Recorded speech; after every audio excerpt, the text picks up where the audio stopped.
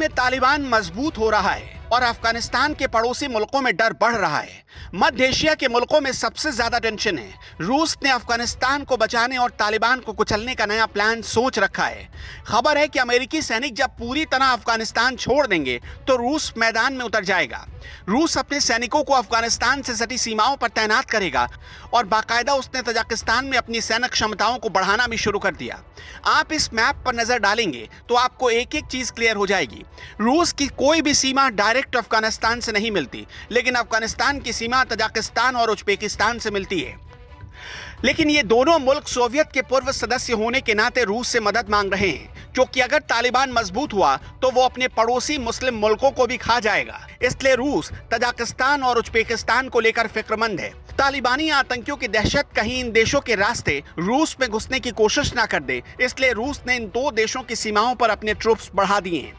Putin अपनी सेना अफगान की सीमा से सटे देशों पर तभी भेजेंगे जब अमेरिका पूरी तरह अफगानिस्तान खाली कर देगा। अगर ऐसा हुआ तो सीरिया के बाद अफगानिस्तान वो दूसरा मुल्क बन जाएगा जहां रूस सीधे दखल देगा। तजाकिस्तान की राजधानी अस्ताना में सोवियत समूह में कभी शामिल रहे देशों की मीटिंग हुई और उसमें पुतिन के प्लान पर सहमति बन गई। रूस का फोकस सबसे ज्यादा तजाकिस्तान पर रहेगा, क्योंकि अफगानिस्तान की सबसे लंबी सीमा तजाकिस्तान से ही मिलती है। 1992 से 1997 के बीच इस सीमा पर बहुत ज्यादा हिंसा हुई थी, जिसके बाद मास्को ने दखल देकर इस हिंसा को रुकवाया था। खबर यह भी है कि रूस ने तजाकिस्तान के साथ उज्बेकिस्तान में सैनिकों की स्पेशल ट्रेनिंग शुरू कर दी है, क्योंकि रूस को डर है तालिबान अगर मजबूत हुआ तो आईएसआईएस का खतरा फिर से बढ़ सकता है।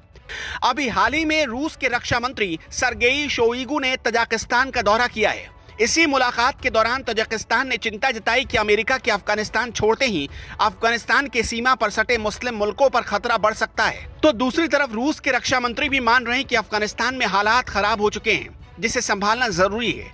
रूस ने आशंका जताई है कि उत्तरी अफगानिस्तान में तालिबान की बढ़ती ताकत आईएसआईएस को बढ़ावा दे सकती है। आईएस के लड़ाके जो अब तक सीरिया, लीबिया और मिडिल ईस्ट के दूसरे देशों में छिपकर बैठे हैं, वो अब अफगानिस्तान की तरफ बढ़ रहे हैं और ऐसा तालिबान के मजबूत होने की वजह से हो रहा है।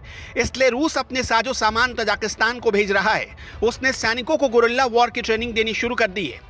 तालिबान रूस को अपना दुश्मन मानता है, क्योंकि रूस ने तालिबान के दुश्मनों का हमेशा साथ दिया और अफगानिस्तान की मदद की है। और अब उज्बेकिस्तान में अफगानिस्तान की सीमा से सटकर रूस तजाकिस्तान और उज्बेकिस्तान के साथ युद्धाभ्यास करने जा रहा है। रूस की सेना ने एक बयान जारी किया है जिसमें कहा गया है कि तजाकिस्तान के 201 मिलिट्री बेस पर तैनात रूसी सेना को हर्ब के मैदान में फिर से एकजुट किया गया है। यहाँ पर रूस उज्बेकिस्तान और तजाकिस्तान की सेना के बीच युद्ध अभ्यास करेगा। खबर है कि रूस ने राइफल यूनिट, टैंक, तोपखाना रेजिमेंट, एंटी एयरक्राफ्ट ट्रूप्स और हेलीकॉप्टर यूनिट्स को भी उज्बेकिस्तान में तैनात कर दिया है। रूसी टैंक, हथियारबंद वाहन, ट्रक, तोप अफगानिस्तान की सीमा की तरफ निकल चुके हैं। रूसी सैनिकों को MI-24 लड़ाकू हेलीकॉप्टरों से बैकअप दी जा रही है।